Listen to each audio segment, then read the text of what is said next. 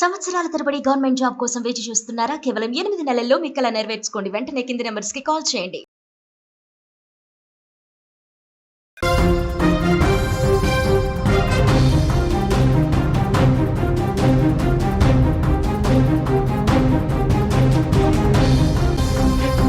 Big breaking news చూస్తున్నాం. అమెరికాలో emergency పరిస్థితులు నెలకొన్నాయి. అక్రమ వలసదారుల తిరుగుబాటుతో అమెరికా అట్టుడికిపోతోంది. ట్రంప్ నిర్ణయాన్ని వ్యతిరేకిస్తూ కాలిఫోర్నియాలో హింస చెలరేగింది. సరైన పత్రాలు లేని వారిని పట్టుకోవడానికి ఫెడరల్ సైన్యం రంగంలోకి దిగింది. ఒక్క కాలిఫోర్నియాలోనే 2000 మంది ఉన్నారని డిపార్ట్మెంట్ ఆఫ్ హోమ్లాండ్ సెక్యూరిటీ చెప్తోంది. అందులో 118 మంది లాస్ ఏంజల్స్ లోనే ఉన్నారని చెప్తోంది. వారిని పట్టుకోవడానికి వెళ్లిన ఫెడరల్ బలగాలపై తిరుగుబాటుదారులు దాడి చేశారు. దీంతో పరిస్థితి ఉద్రిక్తతకు దారితీసింది అక్కడ. ఇక ఇదిలా ఉంటే ట్రంప్ తీసుకున్న ఈ నిర్ణయం 18,000 మంది భారతీయులకు అతిపెద్ద సమస్యగా మారిందని చెప్పుకోవచ్చు. ఖచ్చితంగా అక్రమ వలసదారులను దేశం సరిహద్దు తీర్తామని కూడా చెప్తున్న పరిస్థితి కనిపిస్తోంది అక్కడ.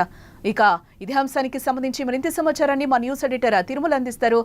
తిరుమల, అక్కడ లాస్ ఏంజల్స్ లో హై టెన్షన్ వాతావరణం కనిపిస్తోంది. ఏంటి ఇక్కడ ఏరివేతలో భాగంగా ట్రంప్ ఒక స్ట్రాంగ్ డెసిషన్ తీసుకున్నారు.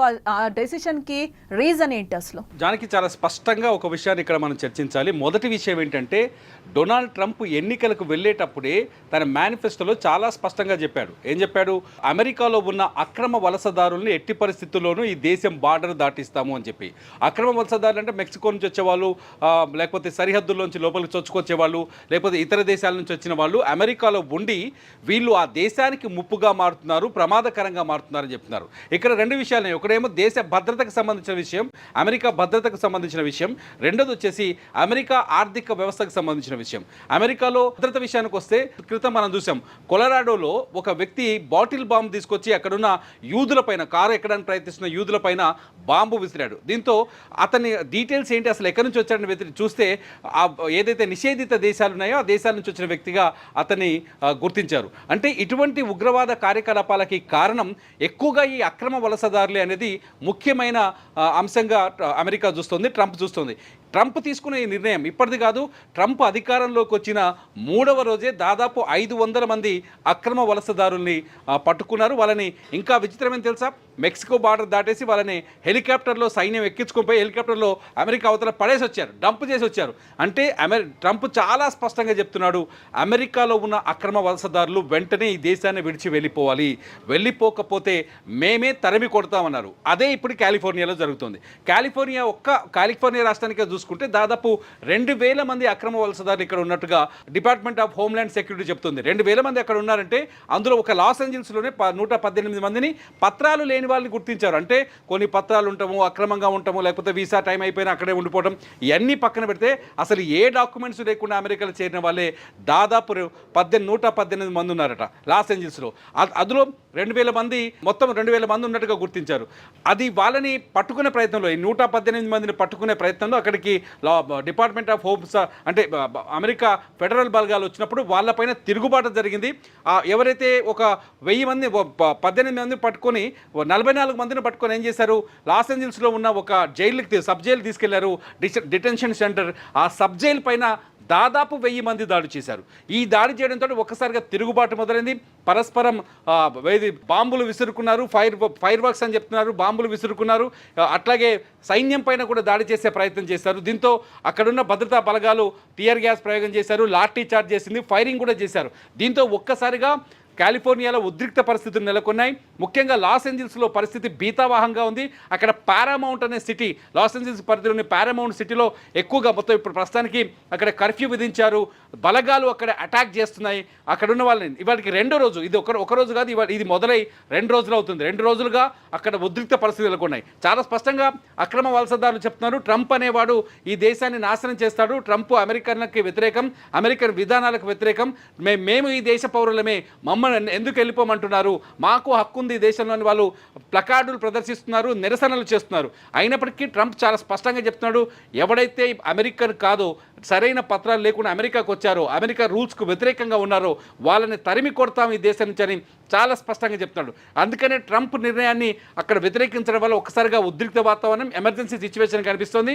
ట్రంప్ అయితే ఈ విషయంలో వెనక్కి తగ్గే అవకాశం అయితే కనిపించట్లేదు. జానికి ఒకసారి ఒక రకంగా చూడాలంటే ఒక లెక్క ప్రకారం భారతదేశం నుంచి కూడా దాదాపు 18,000 మంది అక్రమంగా, మనం డంకీ అని ఒక సినిమా చూసాం కదా షారుఖ్ ఖాన్ది, అలా అక్రమంగా దాదాపు 18,000 మంది అమెరికాలో చొరబడ్డారు, అమెరికాలో ఉన్నారు.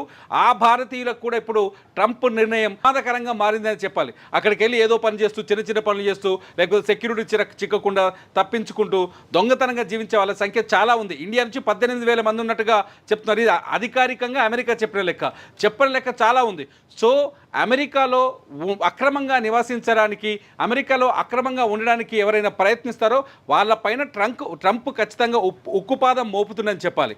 ఈ 2 రోజుల క్రితం కూడా ట్రంప్ ఒక కీలకమైన నిర్ణయం తీసుకున్నాడు. ఏది కొలరాడోలో జరిగిన ఉగ్రదాడి తర్వాత ఒక కీలకమైన నిర్ణయం తీసుకున్నాడు. ఏదైతే ఇస్లామిక్ బేస్ ఉన్న కంట్రీస్, దాదాపు 12 కంట్రీస్ని, 12 దేశాలని నిషేధించాడు. ఆ 12 దేశాలకి వీసాలు ఇవ్వకూడదు, ఆ 12 దేశాల పౌరుల్ని ఇది అమెరికాలోకి అనుమతించకూడదు. వాళ్ళ వల్లే దేశంలో ఉగ్రవాద కార్యకలాపాలు జరుగుతున్నాయి, ఫైరింగ్ జరుగుతుంది, అక్రమాలకు పాల్పడుతున్నారు, పసిపిల్లల పైన లైంగిక దాడులకు పాల్పడుతున్నారు. ముఖ్యంగా 3 పాయింట్లు కీలకంగా తీసుకుంది అమెరికా ప్రభుత్వం. ఒకటేమో ఉగ్రవాద కార్యకలాపాలు, రెండోది వచ్చేసేమో అక్రమాలకు పాల్పడడం, మూడోది వచ్చేసి లైంగిక దాడులు, పసిపిల్లలపైన ఎక్కువగా లైంగిక దాడులు జరుగుతున్నాయి. ఈ 3ంటికి కారణం ఎవరని ఒక్కసారి అమెరికన్ క్రైమ్ రికార్డ్స్ని తిరగరాస్తే ఎక్కువగా ఇతర దేశాల నుంచి వచ్చిన వాళ్ళు, సరైన డాక్యుమెంట్స్ లేని వాళ్ళు, ఎక్కువగా ఈ ఇస్లామిక్ కంట్రీస్ నుంచి వచ్చిన వాళ్ళు ఎక్కువగా నిందితులుగా కనిపించడంతో ట్రంప్ ఇంత కఠినమైన నిర్ణయం తీసుకున్నట్టుగా తెలుస్తుంది. అందుకే నేను 12 దేశాలపైన డైరెక్ట్గా, వెనిజులా కూడా ఉంది అందులో, వెనిజులా లాంటి దేశం పైన కూడా డైరెక్ట్గా నిషేధం విధించాడు. ఇంకొక 7 దేశాలపైన పాక్షిక నిషేధం విధించాడు. మొత్తంగా అమెరికాని కాపాడుకోవడమైన లక్ష్యం అని చెప్పే ప్రయత్నం చేస్తున్నాడు ట్రంప్. అందుకనే ఎలాన్ మస్క్ లాంటి వ్యక్తిని కూడా ఈజీగా తరిమేశాడు అక్కడి నుంచి ట్రంప్ చాలా స్పష్టంగా ఉన్నాడు. అక్రమ వలసదారుల పీచ మనుస్తాను, అక్రమ వలసదారుల్ని ఈ దేశం నుంచి తరిమి కొడతానని చెప్తున్నాడు.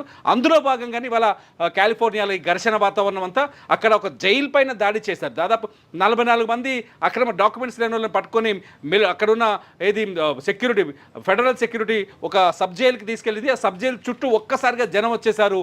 1000 మంది వచ్చేసి సబ్ జైలు పైన దాడి చేసి అక్కడ రచ్చ చేశారు, సబ్ జైలుకి నిప్పు పెట్టారు, అక్కడున్న 44 మందిని బయటికి తీసుకొచ్చే ప్రయత్నం చేశారు. దీని వెనుక, ఈ ఆందోళన వెనుక కూడా ఒక యూనియన్ ఉంది. ఆ యూనియన్ నాయకుని కూడా ఇవాళ అరెస్ట్ చేశారు. నిజానికి ఆ యూనియన్ నాయకుని అరెస్ట్ చేయడం వల్ల ఇదంతా జరిగిందని తెలుస్తుంది. ఇంకా పూర్తి వివరాలు తెలియాల్సింది జనకి. మొత్తానికైతే అమెరికాలో ఎమర్జెన్సీ సిచ్యువేషన్ కనిపిస్తుంది, ముఖ్యంగా కాలిఫోర్నియా, లాస్ ఏంజల్స్, పారామౌంట్ ఏరియాలో. ఇక్కడ మొత్తంగా మనం చూడొచ్చు, లాస్ ఏంజల్స్లో గొడవకు చాలా కారణాలు అక్కడ కనిపిస్తున్నాయి మనకి. భారతీయులకు కూడా ఈ ప్రమాదం పొంచి ఉండేటట్లుగా తెలుస్తోంది. అక్కడ ఎవరైతే అక్రమ వలసదారులు ఉన్నారో వాళ్ళందరినీ కూడా రిటర్న్ పంపించే పరిస్థితి కనిపిస్తోంది. అక్కడ అయితే అట్టుడికి పోతోందని చెప్పుకోవచ్చు. ట్రంప్ నిర్ణయాన్ని కూడా వ్యతిరేకిస్తూ కూడా కాలిఫోర్నియాలో హింస చెలరేగినట్లుగా మనకైతే అక్కడ విజువల్స్లో కూడా క్లియర్గా కనిపిస్తున్న పరిస్థితి. ఫెడరల్ సైన్యం కూడా రంగంలోకి దిగింది. ఒక్క కాలిఫోర్నియాలోనే 2,000 మంది ఉన్నారని కూడా డిపార్ట్మెంట్ ఆఫ్ హోమ్లాండ్ సెక్యూరిటీ చెప్తున్న పరిస్థితి కనిపిస్తుంది. అందులో 118 మంది లాస్ ఏంజల్స్లోనే ఉన్నారని కూడా చెప్తుంది. వారిని పట్టుకోవడానికి వెళ్లిన ఫెడరల్ బలగాలపై తిరుగుబాటుదారులు కూడా దాడి చేశారు. దీంతో పరిస్థితి ఉద్రిక్తతకు దారితీసింది.